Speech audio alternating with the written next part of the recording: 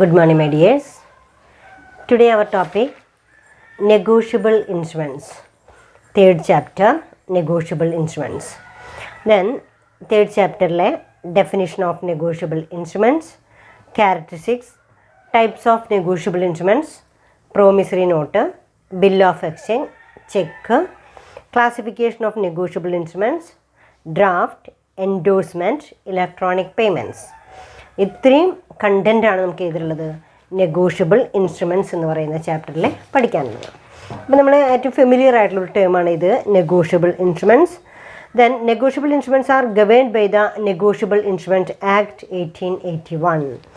This came into force on 1st March 1882. It has been amended from time to time. According to Section 13 of the Negotiable Instrument Act, a negotiable instrument means a promissory note, bill of exchange or check payable either to order or to bearer, whether the words order or bearer appear in the instrument or not. Negotiable instrument എന്ന് പറയുന്നത് negotiability ഉള്ള, അത് transfer ചെയ്യാൻ പറ്റാവുന്ന ഡോക്യുമെൻസിനെയാണ് നമ്മൾ negotiable instruments എന്ന് പറയുന്നത്. സാധാരണ രീതിയിൽ 3 തരത്തിലാണ് നെഗോഷ്യബിൾ ഇൻസ്ട്രുമെൻറ്റ്സ് ഉള്ളത്: promissory note, bill of exchange, check.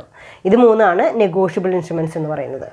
അപ്പോൾ അവിടെ കറക്റ്റായിട്ട് negotiable instrument are governed by the negotiable instrument act 1881.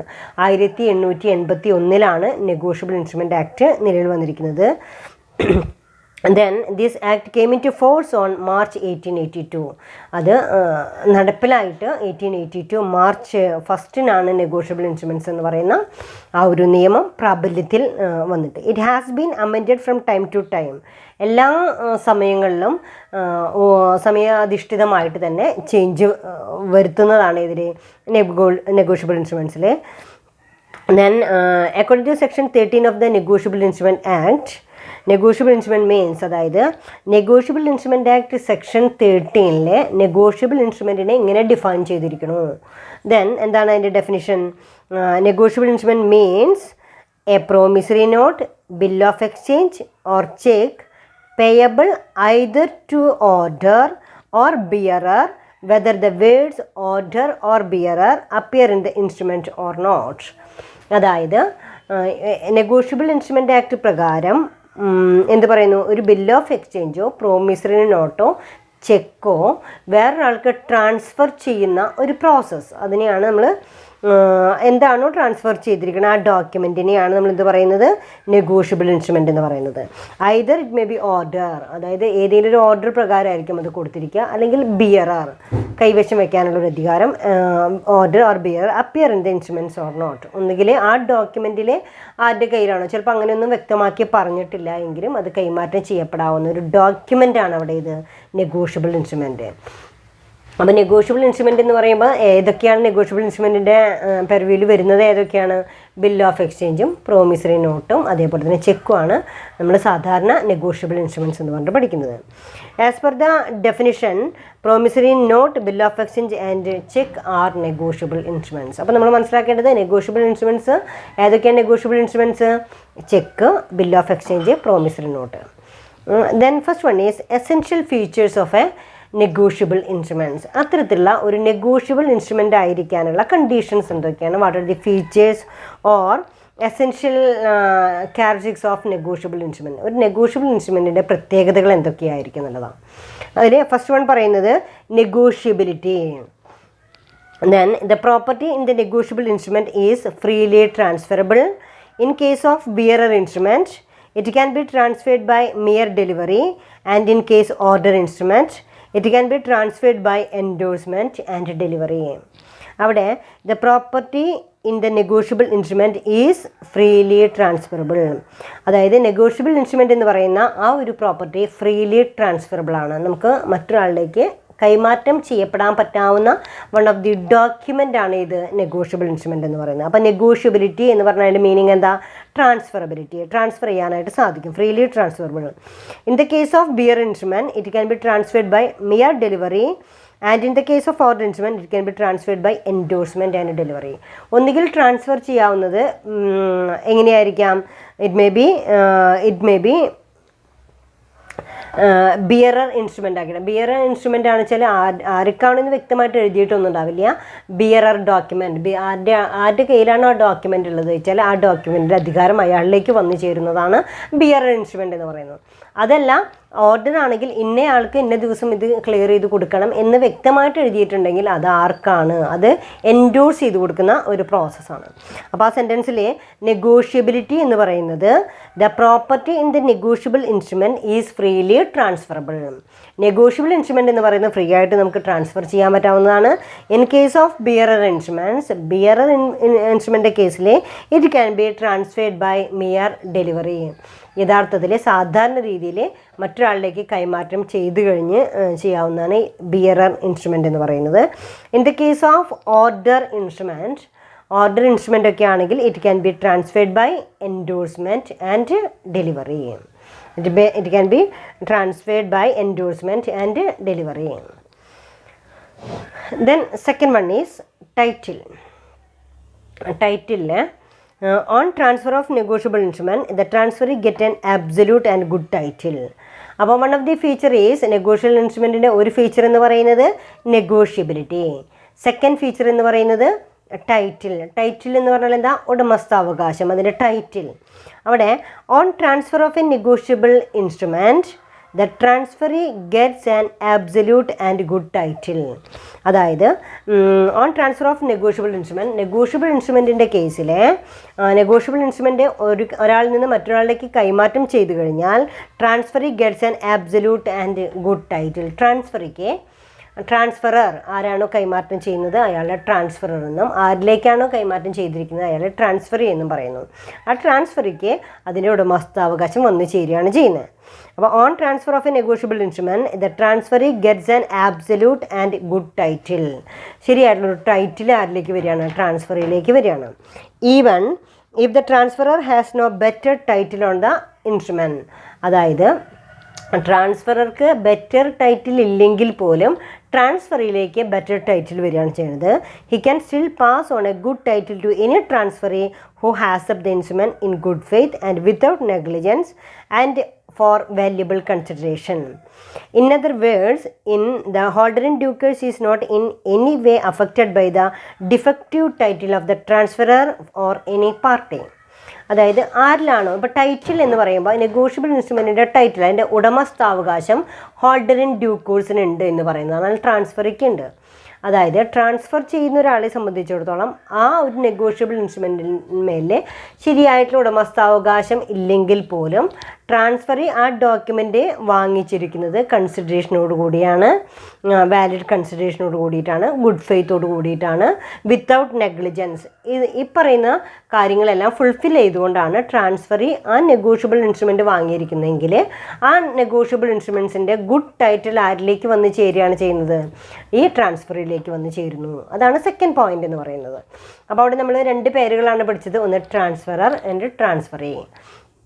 ട്രാൻസ്ഫറർക്ക് ownership ഉണ്ടെങ്കിലും അത് ട്രാൻസ്ഫറിലേക്ക് കൈമാറ്റം ചെയ്തു കഴിഞ്ഞാൽ തീർച്ചയായിട്ടും ആ ഓണർഷിപ്പ് ആരിലേക്ക് വരികയാണ്? ട്രാൻസ്ഫറിലേക്ക് വരികയാണ്.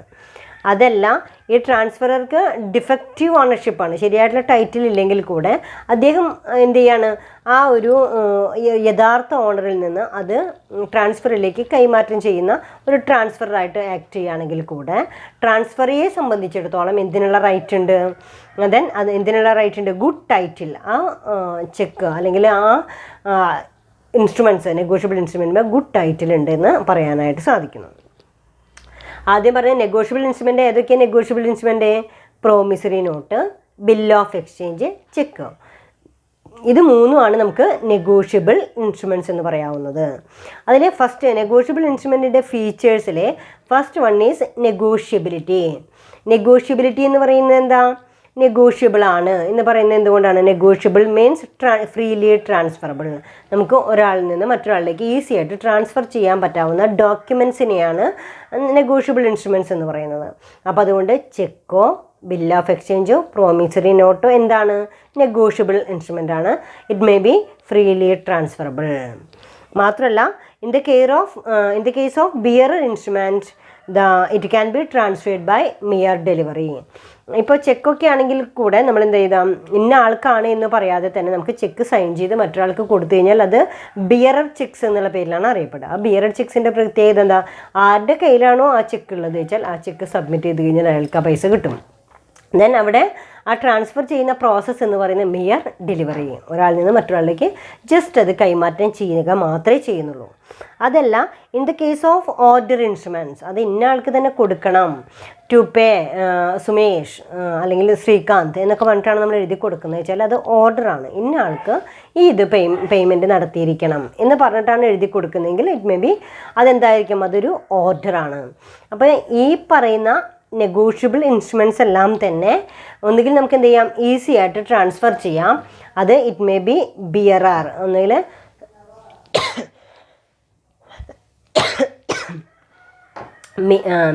മിയർ ഡെലിവറിയിലൂടെയോ അല്ലെങ്കിൽ ഓർഡറിലൂടെയോ കൈമാറ്റം ചെയ്യപ്പെടാവുന്നതാണ്.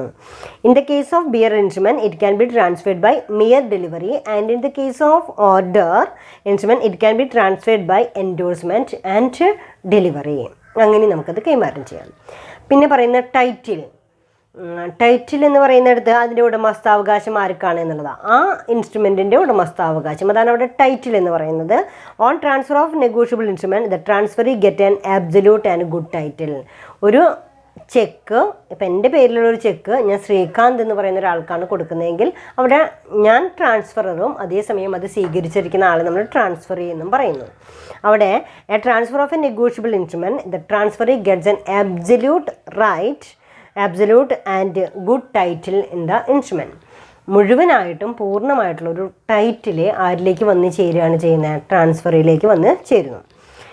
Even if the transferor has no better title on the instrument, ഇത് ഇനിയിപ്പോൾ വേറെ ആരെങ്കിലും ഇത് വേറെ ആരുടെങ്കിലും ആണെങ്കിൽ കൂടെ ആ ചെക്ക് ഞാനാണ് ഇയാൾക്ക് കൊടുത്തിരിക്കണമെങ്കിൽ കൂടെ ഞാൻ അവിടെ ഒരു ട്രാൻസ്ഫറർ മാത്രമാണ്.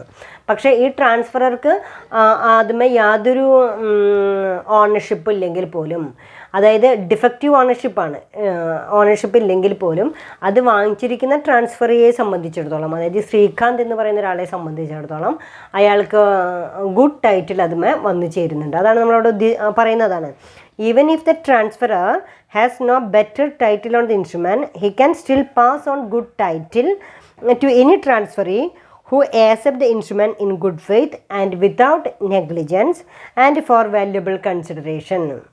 In other words, the holder in due course is not in any way affected by the defective title of the transferor or any party. അവിടെ പറയുന്നത് in other words the holder in due course എന്ന് പറയുന്നത് ആരുടെ കയ്യിലാണോ അത് transfer ചെയ്യുക, അവിടെ ആരുടെ കയ്യിലാണോ അത് കൈവശം വെക്കാനുള്ള അധികാരമുള്ളത്. ഇപ്പം ട്രാൻസ്ഫറർ ഞാനാണെങ്കിൽ കൂടെ അത് അയാൾക്ക് കൊടുത്തു കഴിഞ്ഞാൽ അയാളെയാണ് നമ്മളവിടെ എന്താ പറയുക, ഹോൾഡർ ഇൻ ഡ്യൂ കോഴ്സ്. ഇപ്പോൾ കയ്യിലിരിക്കുന്നത് ആരെയാണ്, ഹോൾഡർ ഇൻ ഡ്യൂ കോഴ്സ്. അവിടെ holder in due course is not in any way affected by the defective title of the transferor or any party. അതായത് ഇത് വാങ്ങിച്ചിരിക്കുന്ന ഒരു വ്യക്തിയെ സംബന്ധിച്ചിടത്തോളം 3 കണ്ടീഷൻസാണ് നമ്മൾ പറഞ്ഞത്. ഒന്ന്, വാലിഡ് കോൺട്രാക്ട് പ്രകാരം കൺസിഡറേഷനോട് കൂടിയിട്ടാണ് അദ്ദേഹം അത് കൈവശപ്പെടുത്തിയിരിക്കുന്നത്. അതേപോലെ തന്നെ കൺസിഡറേഷൻ ഉണ്ട്, ഗുഡ് ഫെയ്ത്ത് ഉണ്ട്, വിത്തൗട്ട് നെഗ്ലിജൻസ്. ശരിക്കും ഞാൻ ലീഗലി ഞാനത് വാങ്ങിച്ചിരിക്കുകയാണ് എന്ന വിശ്വസ്തയോട് കൂടിയിട്ടാണ് ആ നെഗോഷ്യബിൾ ഇൻസ്ട്രുമെൻറ്റ്സ് കൈപ്പറ്റിയിരിക്കണമെങ്കിൽ കേട്ടോ. അപ്പോൾ വിത്തൗട്ട് നെഗ്ലിജൻസ് ആണ്. ഇങ്ങനെയൊക്കെ ആണെങ്കിൽ എന്തിനുള്ള റൈറ്റ് വരുന്നു എന്ന് പറയുന്നത്, അത് കൈവശം വയ്ക്കാൻ മാത്രമല്ല ദെൻ ആ പ്രോപ്പർട്ടി മേൽ അയാൾക്ക് ഗുഡ് ടൈറ്റിൽ ഉണ്ട് എന്ന് പറയാം. അപ്പോൾ ആദ്യം പറയുന്നത് നെഗോഷ്യബിലിറ്റി പറഞ്ഞു. സെക്കൻഡ് പോയിന്റിൽ ടൈറ്റിൽ, അതിൻ്റെ ഉടമസ്ഥാവകാശം അയാളിലേക്ക് വന്നു ചേരുകയാണ് ചെയ്യുന്നത്. Then right to sue, case കൊടുക്കാനുള്ള റൈറ്റ് ഉണ്ട്. The holder in due course can sue on the instrument in his own name. He need not give any notice of transfer to the person liable for payment on the instrument. The holder in due course can sue on the instrument in his own name. അതായത് അദ്ദേഹത്തിൻ്റെ പേരിൽ തന്നെ മറ്റൊരാൾക്കെതിരെ case കൊടുക്കാനുള്ള right ഉണ്ട്. ആർക്ക്? Holder in due course or transferee. ആരാണോ ഇത് good ഫെയ്ത്തോടു കൂടി റിസീവ് ചെയ്തിരിക്കണേ, ആരുടെ കയ്യിലാണോ ഈ പ്രോമിസറി നോട്ടോ ചെക്കോ ബിൽ ഓഫ് എക്സ്ചേഞ്ചോ പോലെയുള്ള നെഗോഷ്യബിൾ ഇൻസ്ട്രുമെൻ്റ് ഉള്ളത്, ആ ഉള്ള ഒരു വ്യക്തിക്ക് right to sue.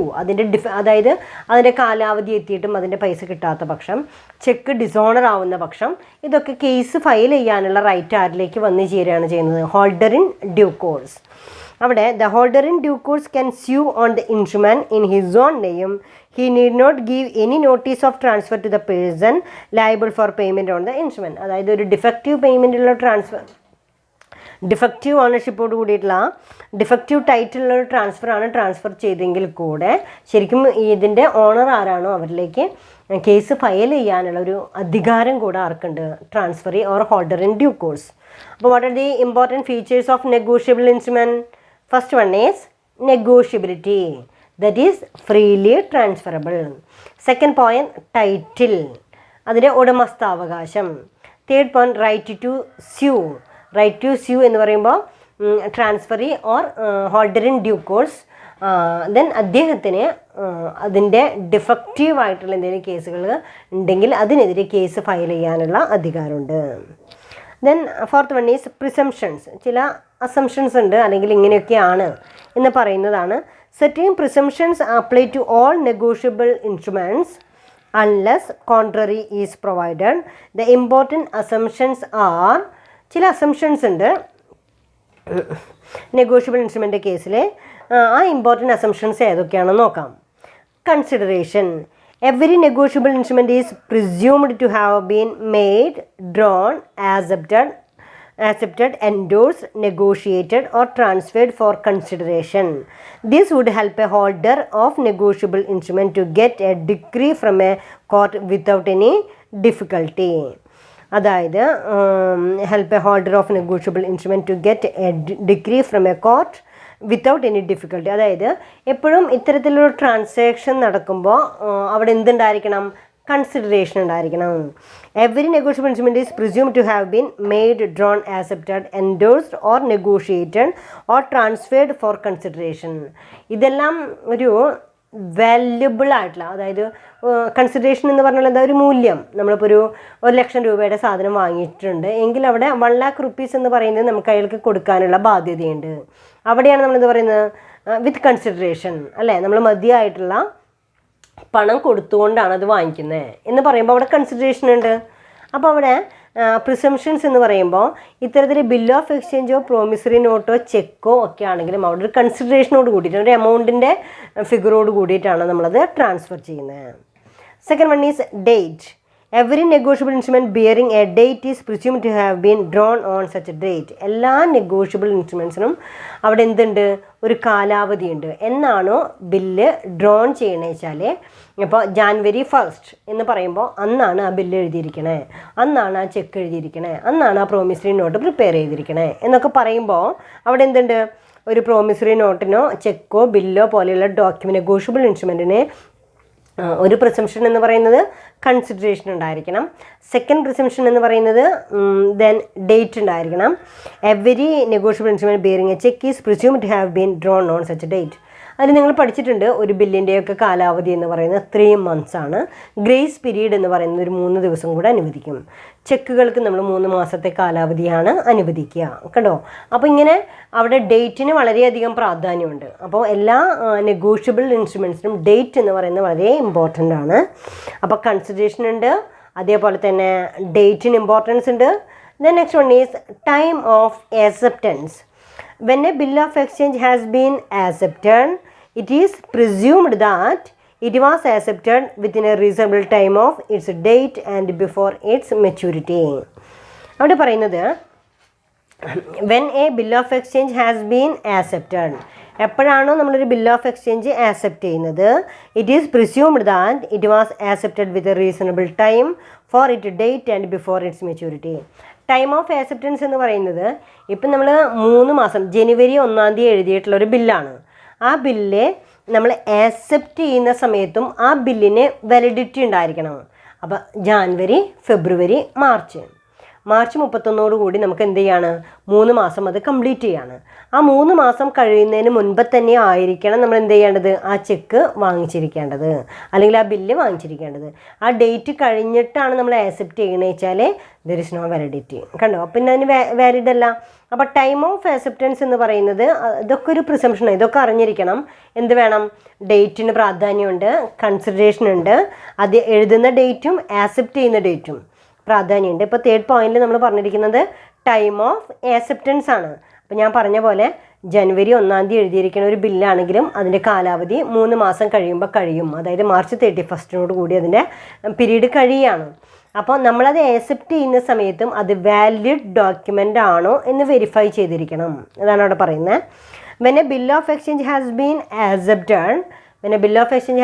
accepted, it is presumed that it was accepted with a reasonable time of its date and before its maturity. Then fourth point is time of transfer. Transfer ചെയ്യുന്ന time. Then every transfer of a negotiable instrument is presumed to have been made before its accept ചെയ്യുന്നതും അതേസമയം transfer ചെയ്യുന്നതും ഏതുപോലെ തന്നെ ആയിരിക്കണം, ഈ before maturity പീരീഡിന് മുൻപ് തന്നെ ആയിരിക്കണം. The next point is order of endorsement. The endorsement appearing upon a negotiable instrument are presumed to have been made in the order in which they appear thereon. അതൊരു ഓർഡറാണ്. അതായത് to pay sum rupees 10,000 to mister Rakesh എന്ന് പറഞ്ഞിട്ടാണ് എഴുതുന്നത് വെച്ചാൽ രാകേഷിന് ഇത്രയും ഡേറ്റിനുള്ളിൽ ഇത്ര രൂപ കൊടുത്തിരിക്കണം എന്നാണ് കണ്ടീഷൻ. അങ്ങനെ കണ്ടീഷനോട് കൂടിയിട്ടാണ് എഴുതിയിരിക്കുന്നതെങ്കിൽ അതിന് നമ്മളെന്താ പറയുക, ഓർഡർ ഓഫ് എൻഡോഴ്സ്മെൻറ്റ്. അത് കൈമാറ്റം ചെയ്യപ്പെടുമ്പോൾ ഒരു കമാൻഡിങ് പവർ കൂടെ അതിൻ്റെ ഉള്ളിലുണ്ട്. So order of endorsement. Then stamp. When a instrument has been lost it is presumed that it was duly stamped. ആ ഇൻസ്ട്രുമെൻ്റ് സ്റ്റാമ്പ്ഡ് ആയിരിക്കണം എന്ന് പറയുന്നൊരു കണ്ടീഷനുണ്ട്. Then holder presumed to be holder in due course. Every holder of a negotiable instrument is presumed to be holder in due course. അതായത് holder എന്ന് പറയുന്ന ഒരു വ്യക്തി തൊട്ട് മുൻപ് ഹോൾഡർ ഇൻ ഡ്യൂ കോഴ്സ് ആയിരിക്കണം. The next one is proof of protest. In a suit upon an instrument which has been dishonoured, the court on proof of the protest presumes the fact of dishonor until such a fact is disproved.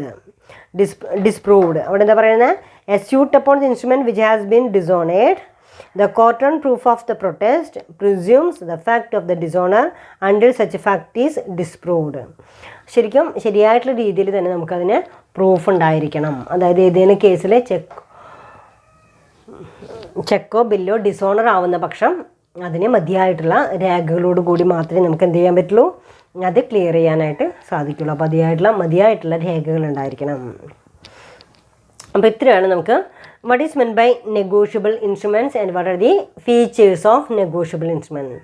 അപ്പോൾ features of negotiable instruments നമ്മൾ എന്തൊക്കെയാണ് പഠിച്ചത്, negotiability, അതായത് easy അല്ലെങ്കിൽ freely transferable ആയിരിക്കണം, title ഉണ്ടായിരിക്കണം, ഉടമസ്ഥാവകാശം ഉണ്ടായിരിക്കണം, റൈറ്റ് ടു സ്യൂ, ഏതെങ്കിലും കേസിൽ ഡിസോണർ ആയിക്കഴിഞ്ഞാൽ നമുക്ക് എന്ത് ചെയ്യാം, കേസ് ഫയൽ ചെയ്യാനുള്ള അധികാരം ഉണ്ടായിരിക്കണം.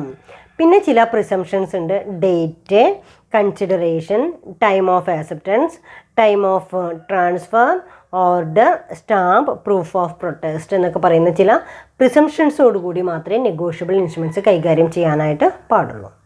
അപ്പോൾ നെഗോഷ്യബിൾ ഇൻസ്ട്രുമെൻറ്റ്സ് എന്താണെന്ന് മനസ്സിലായി. Then next topic, what are the different types of negotiable instruments? Different types of negotiable instruments. Negotiable instruments may be two types. Then first one is negotiable by statute. Then second one is negotiable by custom or usage. രണ്ട് തരത്തിലാണ് negotiable ഇൻസ്ട്രുമെൻസിനെ classify ചെയ്തിരിക്കുന്നത്. Then first one is negotiable instruments then negotiable by statute പ്രകാരം അതെന്താണ്, negotiable ആണ്. രണ്ടാമത് പറയുന്നത് negotiable by custom or usage. Then first point is negotiable instruments negotiable by statute. നിയമപ്രകാരം അതെങ്ങനെയാണ് നെഗോഷ്യബിൾ ഇൻസ്ട്രുമെൻറ്റ്സ് എന്ന് പറയുന്നത് ഏതൊക്കെയാണ്. According to section 13 of the negotiable instrument act 1881, there are only 3 kinds of negotiable instruments. There are promissory note, bill of exchange and checks. These instruments are negotiable by statute. നിയമപ്രകാരം negotiable instruments എന്ന് പറയുന്നത് negotiable instruments act section 13 പ്രകാരം ഏതൊക്കെയാണ് negotiable instruments എന്ന് പറയുന്നത്, bill of exchange, promissory note, അതുപോലെ തന്നെ check. ഈ 3 ഡോക്യുമെൻറ്റുമാണ് നമ്മൾ എന്തെന്നുള്ള പേരിൽ അറിയപ്പെടുന്നത്, നെഗോഷ്യബിൾ ഇൻസ്ട്രുമെൻറ്റ്സ് എന്നുള്ള പേരിൽ അറിയപ്പെടുന്നത്. Second one is instruments negotiable by custom or usage. അവിടെ there are certain other instruments which have got the character of negotiability by usage or custom of trade. For example, in England, exchequer, then banknotes, share warrant, circular notes, bearer debentures, dividend warrant, share certificate with the bank transfer deeds, etc. are treated as negotiable instruments by custom. In India, government promissory notes, bank draft and pay orders, delivery orders and railway receipts of goods, etc. have been held to negotiable instrument by usage or custom. സാധാരണ രീതിയിൽ നിയമപ്രകാരം ബില്ലോ promissory നോട്ടോ ചെക്കോ ആണ് നമ്മൾ എന്തെന്ന് പറയാറുള്ളത്, negotiable instruments എന്ന പേരിൽ അറിയപ്പെടുന്നത്. ഇതല്ലാതെ ഇംഗ്ലണ്ടിലൊക്കെ ഡ്രാഫ്റ്റുകളോ അതല്ലെങ്കിൽ ഷെയർ വാറണ്ടോ ഷെയർ നോട്ടോ ഒക്കെ എന്തായിട്ട് പറയാറുണ്ട്, പലപ്പോഴും യൂസേജ് കൊണ്ട് ഒരു നെഗോഷ്യബിൾ ഇൻസ്ട്രുമെൻറ്റിൻ്റെ എല്ലാ ഫീച്ചേഴ്സും കൈകാര്യം ചെയ്യുന്നതുകൊണ്ട് അതിനെയും നെഗോഷ്യബിൾ ഇൻസ്ട്രുമെൻറ്റ്സ് എന്ന് പറയാം. ഇന്ത്യയിലാണെങ്കിൽ ഇൻ ഇന്ത്യ ഗവൺമെൻറ് പ്രോമിസറി നോട്ടുകളോ അതല്ലെങ്കിൽ bank draft and pay orders, delivery orders and railway receipts for goods, etc. have been held to negotiable instruments by usage or custom. അങ്ങനെ നമുക്ക് എന്ത് പറയാം, നെഗോഷ്യബിൾ ഇൻസ്ട്രുമെൻറ്റ്സ് ആണെന്ന് പറയാം. അപ്പം രണ്ട് തരത്തിലാണ് negotiable instruments, by statute and by custom. നമ്മൾ ശരിക്കും സ്റ്റാറ്റ്യൂട്ട് പ്രകാരമുള്ള നെഗോഷ്യബിൾ ഇൻസ്ട്രുമെൻറ്റ്സ് ആണ് ഇനി പഠിക്കുന്നത്. ദെൻ ഈ നെഗോഷ്യബിൾ ഇൻസ്ട്രുമെൻറ്റ്സിനെ first one is promissory note, very very important topic. then what is meant by promissory note. അപ്പോൾ ഏതൊക്കെയാണ് നെഗോഷ്യബിൾ ഇൻസ്ട്രുമെൻറ്റ്സ് എന്ന് പറയുന്നത്? ഏതൊക്കെയാണ്? Promissory note, bill of exchange, cheque. ഈ മൂന്ന് ഡോക്യുമെൻറ്റിനെയാണ് നമ്മളിത് പറയുന്നത് നെഗോഷ്യബിൾ ഇൻസ്ട്രുമെൻറ്റ്, ഫ്രീ ആയിട്ട് ട്രാൻസ്ഫർ ചെയ്യാൻ പറ്റാവുന്ന വാലിഡ് ഡോക്യുമെൻറ്റ്സ് എന്നുള്ള പേരിൽ ഉൾപ്പെടുത്തിയിരിക്കുന്നത് bill of exchange, promissory note, അതുപോലെ തന്നെ ചെക്കാണ്. Then first one is promissory note. അത് നന്നായിട്ട് പഠിക്കുക. Then what is meant by promissory note.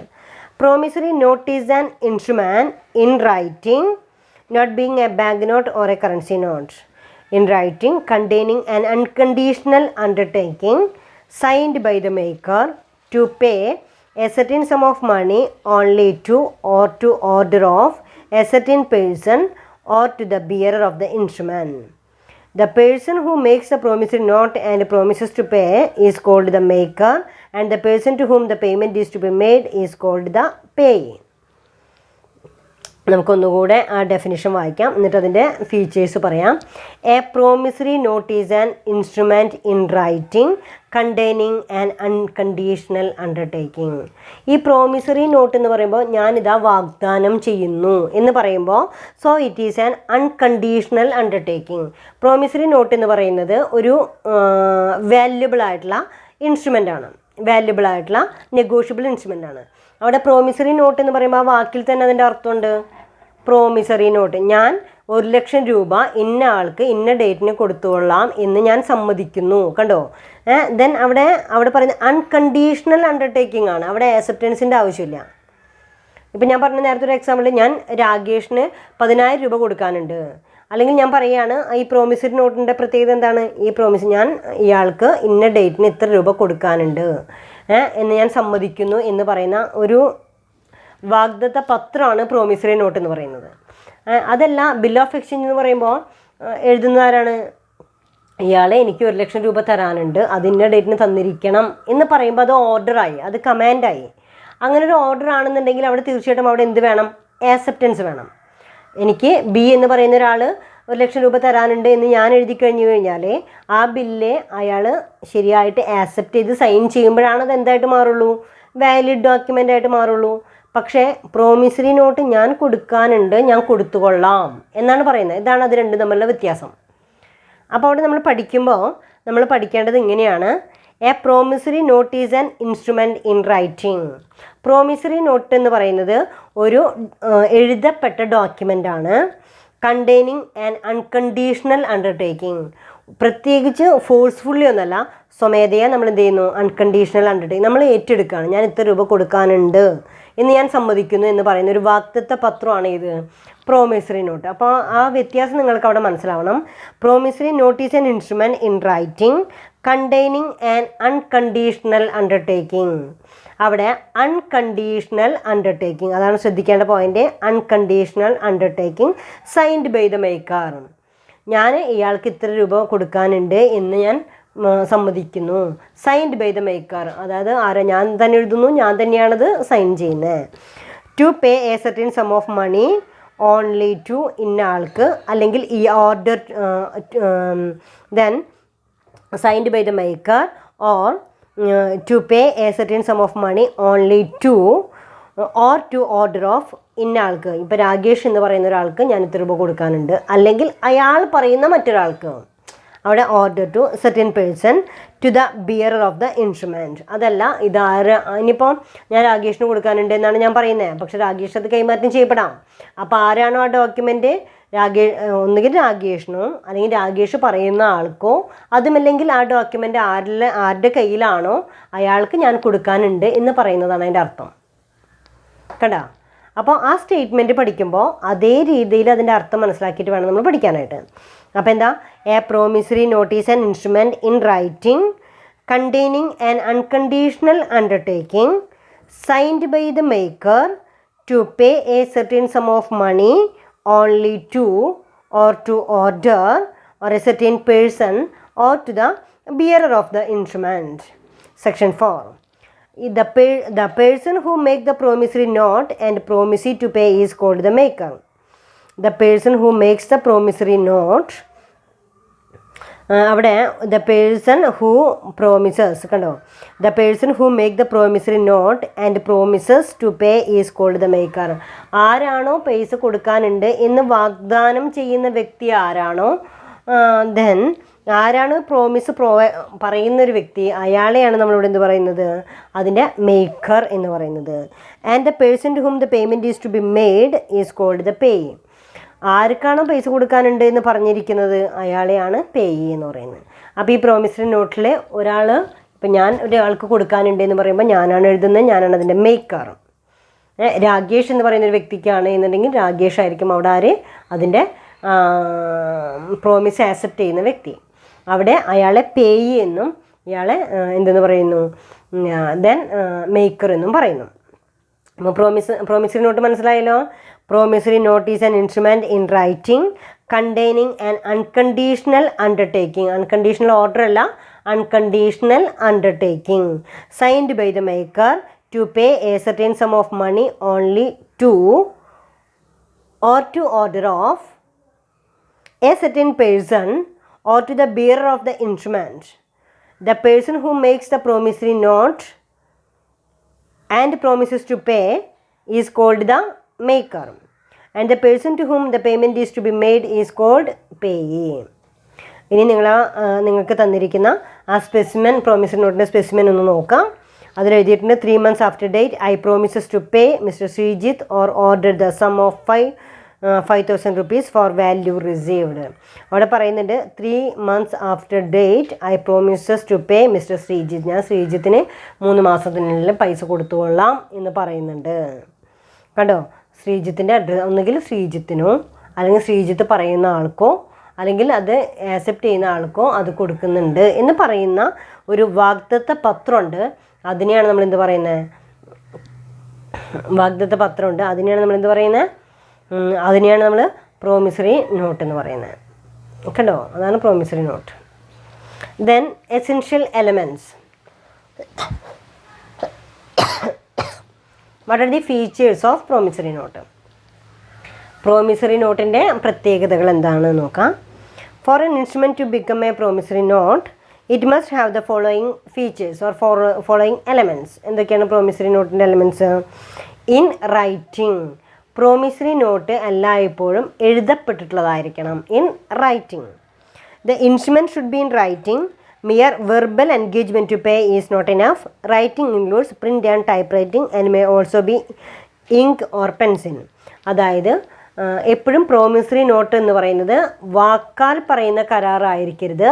In the form of written, എഴുതിക്കൊണ്ട് ഞാൻ ഇന്ന ആൾക്ക് ഇത്ര രൂപ ഇന്ന ദിവസത്തിനുള്ളിൽ കൊടുത്തുകൊള്ളാം എന്ന് പറയുകയാണെങ്കിൽ അത് വാക്കാൽ പറഞ്ഞാൽ ശരിയാവില്ല. ദെൻ അത് എന്തിലായിരിക്കണം, റിട്ടൺ ഡോക്യുമെൻ്റ് ആയിരിക്കണം. ആ റിട്ടൺ ഡോക്യുമെൻ്റ് ആണെങ്കിൽ മാത്രമേ അത് നമ്മൾ ആക്സെപ്റ്റ് ചെയ്യുന്നുള്ളൂ.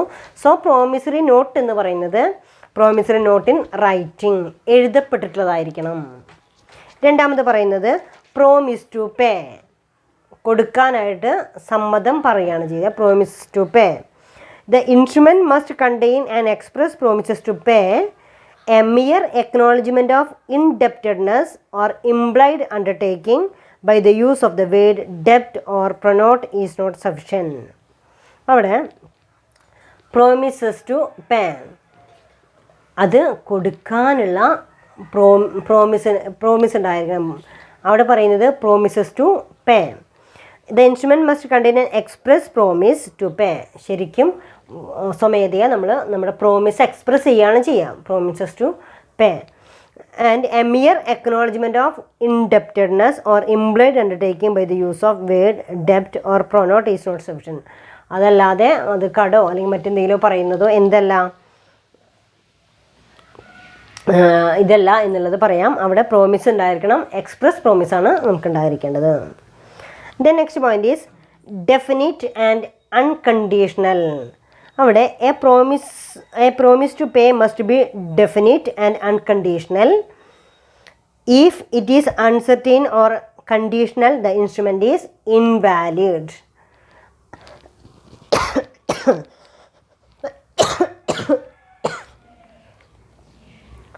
അവിടെ പറയുന്നത് ഡെഫിനിറ്റ് ആൻഡ് അൺകണ്ടീഷണൽ ആണ്. അവിടെ a promises to pay must be definite and unconditional. അത് ഡെഫിനിറ്റ് ആയിരിക്കണം, അൺകണ്ടീഷണൽ ആയിരിക്കണം. Definite and unconditional. If it is uncertain or conditional instrument is invalid. അതായത് അനിശ്ചയാവസ്ഥ നിലനിൽക്കുകയോ അതുപോലെ തന്നെ കണ്ടീഷണൽ ആവുകയോ.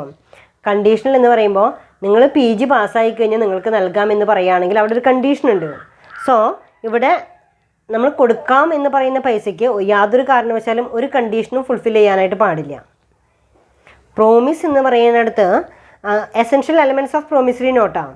അപ്പോൾ അതിൽ ആദ്യം പറയുന്നത് ഇറ്റ് ഈസ് റിട്ടൺ ഡോക്യുമെൻ്റ് ആയിരിക്കണം, എഴുതപ്പെട്ടിട്ടുള്ള ഡോക്യുമെൻ്റ് ആയിരിക്കണം. രണ്ടാമത് പറയുന്നത് പ്രോമിസസ് ടു പേ, അതായത് എക്സ്പ്രസ് പ്രോമിസ് ആയിരിക്കണം. ഞാൻ കൊടുക്കാം എന്ന് വാഗ്ദാനം ചെയ്യുന്നു എന്ന് പറയുന്നത് ഒരു എക്സ്പ്രസ് പ്രോമിസ് ആയിരിക്കണം. തേർഡ് വൺ പറയുന്നത് definite and unconditional. Definite and unconditional എന്ന് പറയുമ്പോൾ അത് ഡെഫിനിറ്റ് ആയിരിക്കണം, എന്നാൽ അതിൻ്റെ പിറകെ യാതൊരു കണ്ടീഷനും ഉണ്ടാവാൻ പാടില്ല. അവിടെ a promises to pay must be definite and unconditional. If it is uncertain or unconditional the instrument is invalid. അവിടെ സെർട്ടൈൻ ആയിരിക്കണം, ഞാൻ ഇത്ര സമയത്തിൻ്റെ ഉള്ളിൽ നൽകാം എന്ന് പറയുമ്പോൾ ഒരു സെർട്യാനിറ്റി ഉണ്ട്. അതേപോലെ തന്നെ അൺകണ്ടീഷണലാണ്, ഒരു കണ്ടീഷനും പറയുന്നില്ല. ഇപ്പോൾ നമ്മൾ പറയും എ എന്ന് പറയുന്ന ഒരാൾ ബി എന്ന് പറയുന്ന ഒരാളെ മാരേജ് ചെയ്യുകയാണെങ്കിൽ ഞങ്ങൾ ഇത്ര കൊടുക്കാം എന്ന് പറയുമ്പോൾ അവിടെ കണ്ടീഷൻ ഉണ്ട്. അവിടെ ആ കണ്ടീഷൻ ഫുൾഫിൽ ചെയ്തില്ലെങ്കിൽ അത് ഇൻവാലിഡ് ആയിട്ട് പോകുന്നുണ്ട്. അപ്പോൾ അവിടെ പറയുന്നത് ഡെഫിനിറ്റ് ആൻഡ് അൺകണ്ടീഷണൽ ആയിരിക്കണം, ഒരു കണ്ടീഷനും ഉണ്ടാവാനായിട്ട് പാടില്ല. സൈൻഡ് ബൈ ദ മേക്കർ, അതായത് ഇപ്പം മേക്കർ എന്ന് പറയുമ്പോൾ ആരാണോ പ്രോമിസറി നോട്ട് എഴുതിയിരിക്കുന്നത് ആ പ്രോമിസറി നോട്ട് പ്രോപ്പറായിട്ട് സൈൻ ചെയ്തിരിക്കണം. Signed by the maker. The instrument must be signed by the maker, otherwise it is incomplete and of no effect. അതായത് instrument must be signed by the maker, ആ document sign ചെയ്തിട്ടുണ്ടായിരിക്കണം. Otherwise it is incomplete and of no effect, അല്ലെങ്കിൽ അതിന് യാതൊരു ഇഫക്റ്റും ഉണ്ടായിരിക്കില്ല. Certain parties. The instrument must point out with certainty as to whom make it is and who the payee is. അവിടെ certain party ഉണ്ടായിരുന്നു, ആർക്കാണോ കൊടുക്കാമെന്ന് പറഞ്ഞിരിക്കുന്നത്. കണ്ടോ, the instrument must point out with certainty as to who the maker is and who the payee is. ആരാണ് എഴുതിയിരിക്കുന്നത്, ആർക്കാണ് പൈസ കൊടുക്കാമെന്ന് പറഞ്ഞിരിക്കുന്നത്, ഈ രണ്ട് പേരുടെയും പേര് വ്യക്തമായിരിക്കണം. സെർട്ടൈൻ പാർട്ടീസ് ഉണ്ടായിരിക്കണം. ആർക്ക് കൊടുക്കണം എന്ന് പറഞ്ഞിരിക്കുന്നത് രണ്ട് പേരുടെയും പേര് മേക്കറുടെ ആണെങ്കിലും പേയുടെ ആണെങ്കിലും അത് വ്യക്തമാക്കിയിരിക്കണം. സെർട്ടൈൻ സം ഓഫ് മണി, അവിടെ ഒരു കൺസിഡറേഷൻ ഉണ്ടായിരിക്കണം. The amount payable must be certain and must not be capable of contingent additions or subtractions. അതായത് amount must be certain. 1 lakh rupees ആണ് എന്ന് പറയുന്നുണ്ടെങ്കിൽ അത് 1 lakh rupees തന്നെ ആയിരിക്കണം. അതിൽ നിന്ന് 10,000 രൂപ കുറച്ച് തരിക, ₹2000 കൂട്ടിത്തരിക എന്നൊന്നും പറയുന്ന അൺകണ്ടീഷണൽ ഓർഡേഴ്സോ അഡീഷൻസോ സബ്ട്രാക്ഷൻസോ ഉണ്ടാവാനായിട്ട് പാടില്ല. അപ്പോൾ അതെന്താണ്? Certain sum of money. Then next one is promises to pay money only. നമ്മളവിടെ പണം മാത്രം കൊടുക്കാമെന്നാണ് കരാറ്, അല്ലാതെ മറ്റ് വസ്തുക്കളോ അല്ലെങ്കിൽ അങ്ങനെ ആയിരിക്കാൻ പാടില്ല. അവിടെ പറയുന്നത് the payment to be made under the instrument must be legal tender money of India. Then if the instrument contains promises to pay something in addition to money it cannot be a promissory note. അതായത് നമ്മൾ ₹1,00,000 സാധനങ്ങൾ എന്തെങ്കിലും കൊടുക്കാമെന്ന് പറഞ്ഞു കഴിഞ്ഞാൽ അത് ശരിയാവില്ല. അവിടെ പറയുന്നത് അങ്ങനെ പ്രോമിസറി നോട്ടിൽ വേറെ എന്തെങ്കിലും എന്ന് പറയുന്നതിന് സാധ്യതയില്ല. അവിടെ promises to pay money only, പണം മാത്രമായിരിക്കണം കൈകാര്യം ചെയ്യേണ്ടത്. The next one is bank note or currency note is not promissory note. അതായത് ബാങ്ക് നോട്ടോ കറൻസി നോട്ടോ പ്രോമിസറി നോട്ടല്ല. This is because bank note or currency note is itself money. അത് നമ്മൾ എന്തായിട്ട് അംഗീകരിക്കില്ല? പ്രോമിസറി നോട്ടായിട്ട് അംഗീകരിക്കുന്നില്ല. Formalities like number, date, place, consideration. These are usually found in a promissory note, although they are not essential in law. The omission of the word for value received, the place where the instrument is made or where it is payable or date do not invalidate the instrument. അവിടെ ഈ പറയുന്ന formalities like number, date, place, consider there are usually found in promissory note. എല്ലാതും അതിലുണ്ടായിരിക്കും. Although are not essential in law. നിയമപ്രകാരം അത് വേണമെന്ന് നിർബന്ധിക്കുന്നില്ലെങ്കിൽ കൂടെ the omission of the word for value received, ആ ഒരു വാല്യൂ റിസീവ്ഡ് എന്ന് പറയുന്ന വേർഡ് ഇല്ലെങ്കിൽ പോലും അത് ആക്സെപ്റ്റ് ചെയ്യും. Place where the instrument is made or where it is payable or date do not invalidate the instrument. അതായത് എവിടെ വെച്ചിട്ടാണ് എഴുതുന്നത്, എവിടെ വെച്ചിട്ടാണ് കൊടുക്കുക, ഇത്തരത്തിലുള്ള കാര്യങ്ങളൊന്നും നിയമത്തിൽ പറയണം എന്നൊന്നുമില്ല. ഞാൻ കൊടുക്കാനുണ്ട് എന്ന് വാഗ്ദാനം ചെയ്യുന്നു എന്ന് പറഞ്ഞ് നമ്മൾ എഴുതി കഴിഞ്ഞാൽ തന്നെ എന്തായി? അതൊരു പ്രോമിസറി നോട്ടായി. Payable on demand or after definite period of time. The expression on demand means instrument is payable immediately for forthwith. അവിടെ പറയുന്നത് പേയബിൾ ഓൺ ഡിമാൻഡ്, ആവശ്യപ്പെടുന്ന പക്ഷം, ഡിമാൻഡ് ചെയ്യുന്ന പക്ഷം നമ്മളത് എന്ത് ചെയ്തിരിക്കണം? പേ ചെയ്തിരിക്കണം. Payable on demand or after the definite period of time, അല്ലെങ്കിൽ ആ പറഞ്ഞിരിക്കുന്ന സമയത്തിനുള്ളിൽ തന്നെ കൊടുത്തിരിക്കണം എന്ന് പറയുകയാണെങ്കിൽ. These are the essential features of a promissory note. Promissory നോട്ടിൻ്റെ ഫീച്ചേഴ്സ് എന്തൊക്കെയാണ്? ഇൻ റൈറ്റിംഗ്, റിട്ടേൺ ഡോക്യുമെൻ്റ് ആയിരിക്കണം. പ്രോമിസസ് ടു പേ, അതായത് ഇത്രയും പൈസ കൊടുക്കാമെന്ന് പ്രോമിസ് ചെയ്തിരിക്കണം. ഡെഫിനിറ്റ് ആൻഡ് അൺകണ്ടീഷണൽ, ഡെഫിനിറ്റ് ആയിരിക്കണം, അൺകണ്ടീഷണൽ ആയിരിക്കണം. സൈൻഡ് ബൈ ദ മേക്കർ, അത് സൈൻ ചെയ്തിരിക്കണം. Certain parties, certain sum of money, promises to pay money only. Bank note or currency note is not a promissory note. Formalities like